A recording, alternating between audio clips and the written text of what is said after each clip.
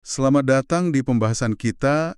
Anda pernah bertanya-tanya kan, dalam setiap sholat, di momen yang paling khusyuk itu, kita selalu berselawat kepada Nabi Muhammad dan keluarganya. Terus, langsung disambung dengan Nabi Ibrahim dan keluarganya.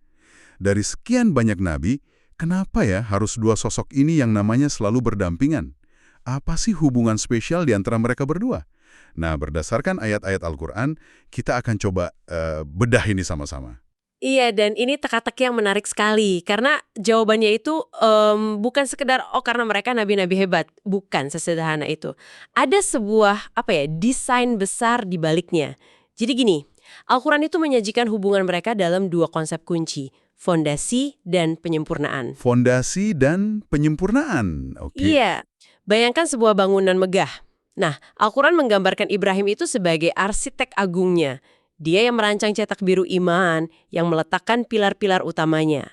Lalu, Muhammad. Nah, Muhammad itu insinyur finalnya, yang memastikan bangunan itu berdiri sempurna, kokoh, dan abadi untuk seluruh umat manusia.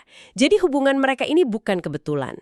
Ini narasi ilahi. Oke, ini kerangka yang menarik banget. Kalau begitu kita harus mulai dari fondasinya ya, dari sang arsitek, Ibrahim, yang selalu bikin saya takjub dari kisahnya, itu bukan cuma saat dia menerima wahyu, tapi justru proses sebelumnya. Ada petualangan intelektual yang, wah luar biasa. Dan sumber kita di surah Al-An'am itu punya gambaran yang dahsyat soal ini. Betul sekali. Ayat-ayat itu tidak menggambarkan seorang nabi yang pasif menunggu petunjuk. Justru sebaliknya, kita diajak melihat Ibrahim muda yang gelisah, yang pakai logikanya secara maksimal. Dia lihat bintang, dia pikir, mungkin ini Tuhanku. Tapi bintangnya tenggelam. Hilang ya? Hilang. Terus dia lihat bulan, wah ini lebih besar, pasti ini Tuhanku. Tapi ya samanya bulannya hilang juga. Pagi-pagi dia lihat matahari terbit. Nah, ini yang paling besar dan paling terang. Inilah Tuhanku.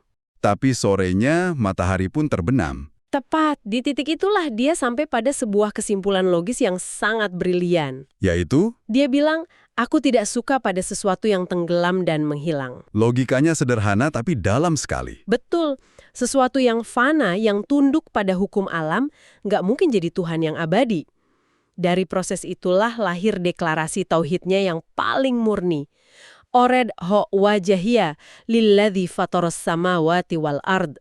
Dan aku bukan termasuk orang musyrik. Dan fakta bahwa Al-Quran menyoroti proses pencariannya, bukan cuma hasil akhirnya, itu sendiri sepertinya sebuah pesan juga ya. Tepat sekali, bahwa iman yang kokoh itu lahir dari perenungan, dari akal sehat, bukan sekedar keyakinan buta.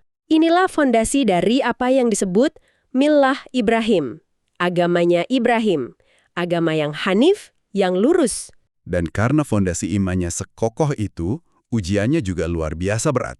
Oh, sangat berat. Surat Al-Baqarah menyebutkan ketika Ibrahim diuji Tuhannya dengan beberapa kalimat, lalu dia melaksanakannya dengan sempurna. Coba perhatikan kata sempurna itu. Kepatuhannya total, tanpa keraguan. Lalu apa ganjarannya atas kepatuhan yang total itu? Ganjaran yang setimpal, Allah berfirman di ayat yang sama, sesungguhnya aku menjadikan engkau sebagai imam bagi seluruh manusia. Imam bagi seluruh manusia. Wow. Nah, gelar ini bukan main-main, bukan cuma nabi untuk kaumnya, tapi imam, pemimpin, panutan untuk seluruh manusia. Lintas generasi, lintas geografi. Dia jadi standar emas kepemimpinan spiritual. Statusnya sebagai panutan universal ini lalu diwujudkan dalam bentuk apa? Dalam bentuknya sangat harfiah, ia diberi tugas membangun pusat peribadatan universal. Bersama putranya Ismail, ia meninggikan fondasi Ka'bah. Surah Al-Baqarah merekam momen itu. Bisa dibayangkan ya, ayah dan anak di tengah lembah tandus membangun kembali rumah ibadah pertama di muka bumi. Betul. Setelah fondasi Ka'bah berdiri, Ibrahim tidak langsung istirahat. Dia justru berdoa. Dan doanya ini sangat spesifik. Ya Tuhan kami, utuslah di tengah mereka seorang rasul dari kalangan mereka sendiri, yang akan membacakan ayat-ayat-Mu, mengajarkan kitab dan hikmah, dan menyucikan mereka. Nah, ini dia. Doa inilah jembatan teologis yang kita bicarakan di awal. Benang merah yang paling jelas. Tunggu. Ribuan tahun sebelum terjadi, sang arsitek sudah memesan kedatangan sang insinyur penyempurna. Jadi ini bukan sekadar doa umum ya, ini seperti sebuah request spiritual yang sangat detail. Persis. Dia merinci spesifikasinya. Dari keturunan mereka, membacakan ayat, mengajarkan kitab dan hikmah, menyucikan jiwa. Semua itu deskripsi presisi dari misi Nabi Muhammad. Luar biasa. Dan kedekatannya dengan Allah ini diganjar dengan gelar kehormatan yang sangat eksklusif. Surah An-Nisa menyebut Allah mengambil Ibrahim sebagai Khalilullah. Sahabat karib Allah, betul. Banyak nabi disebut hamba Allah, tapi gelar Khalilullah, ini level kedekatan yang paling intim. Jadi kita punya Bapak Tauhid, imam bagi seluruh manusia, arsitek Ka'bah, dan sahabat karib Allah. Fondasi yang luar biasa kokoh, sebuah fondasi yang bahkan sudah memesan insinyur terbaik dari masa depan untuk menyelesaikan puncaknya. Oke, sekarang kita harus membahas sosok yang menjadi jawaban atas doa itu, Nabi Muhammad. Benar, dan Al-Quran secara tegas mengkonfirmasi statusnya itu. Ia datang dengan gelar yang mengunci seluruh rangkaian kenabian. Surah Al-Ahzab ayat 40 menyatakan dengan lugas, dia adalah Rasulullah dan penutup para nabi, Khatam an-Nabiyyin. Oke, mari kita bedah istilah Khatam an-Nabiyyin ini. Karena penutup bisa terdengar simpel ya, seolah-olah cuma berarti yang paling akhir. Jauh lebih dalam dari itu. Gini, bayangkan sebuah serial ensiklopedia yang hebat. Ada jilid 1, jilid 2, masing-masing penting. Nah, Muhammad datang dengan jilid terakhir, jilid penutup. Jilid ini tidak menghapus jilid-jilid sebelumnya. Justru ia merangkum, mengonfirmasi, melengkapi, dan menyempurnakan semua yang sudah ada. Dia adalah the definitive edition. Edisi definitif, oke? Setelah jilid ini, ensiklopedianya lengkap. Tidak perlu ada jilid tambahan lagi. Itulah makna penyempurnaan. Dan edisi definitif ini cakupannya juga diperluas kan? Tadi Anda sebut misinya universal. Ini menarik karena bukankah esensi tauhid itu selalu sama? Pertanyaan bagus. Esensi tauhidnya sama, tapi konteks kemanusiaan berubah. Di masa-masa sebelumnya, pesan ilahi sering ditujukan ke komunitas tertentu. Wahai Bani Israel misalnya. Iya. Tapi di zaman Muhammad, dunia sudah lebih terhubung. Kemanusiaan sudah, seperti yang Anda bilang, siap untuk sebuah pesan global. Karena itu panggilannya beda. Surah Al-Ahraf memerintahkan Muhammad untuk berkata, wahai manusia, aku ini utusan Allah bagi kamu semua. Bukan lagi untuk satu kaum, tapi untuk semua manusia. Betul, misinya tidak dibatasi suku, bangsa, atau zaman. Dan statusnya yang global dan final inilah yang kemudian membawa kita langsung ke praktik sholawat. Ada satu ayat yang benar-benar mengangkat status Muhammad ke level yang berbeda. Di surah Al-Ahzab. Ayat 56 ya? Betul.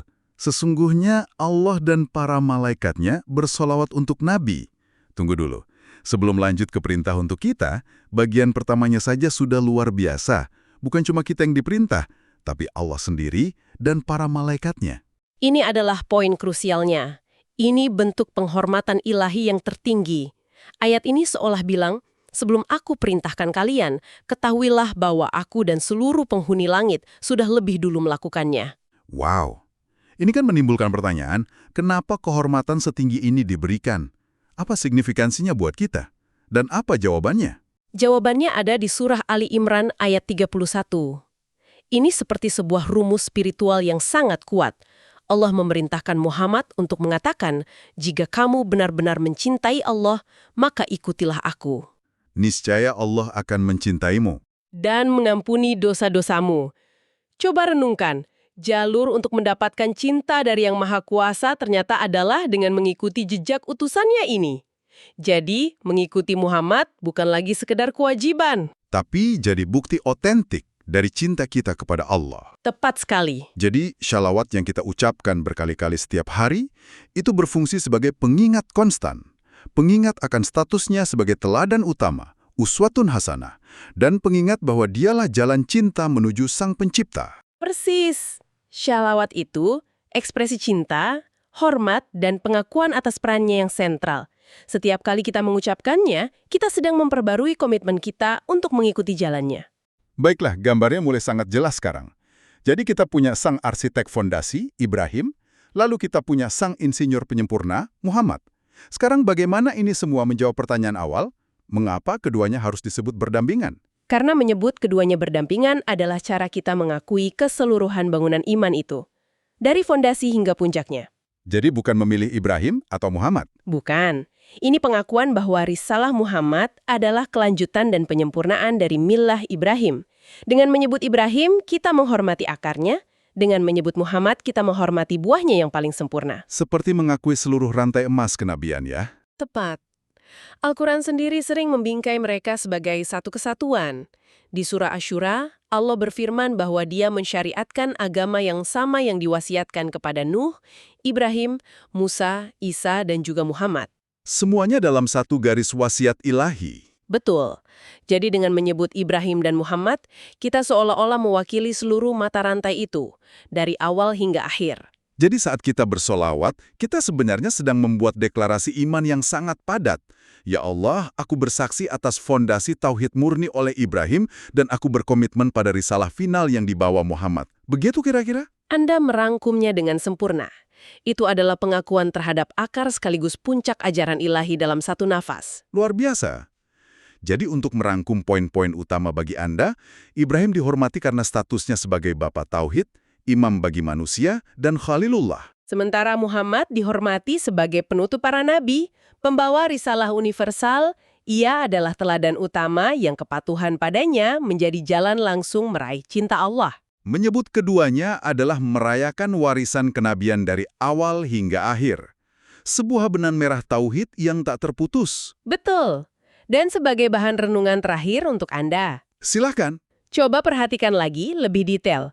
Baik dalam solawat maupun ayat-ayat tadi, penekanannya seringkali bukan hanya pada Ibrahim dan Muhammad sebagai individu. Selalu ada penyebutan keluarga mereka, A'al Ibrahim dan A'al Muhammad.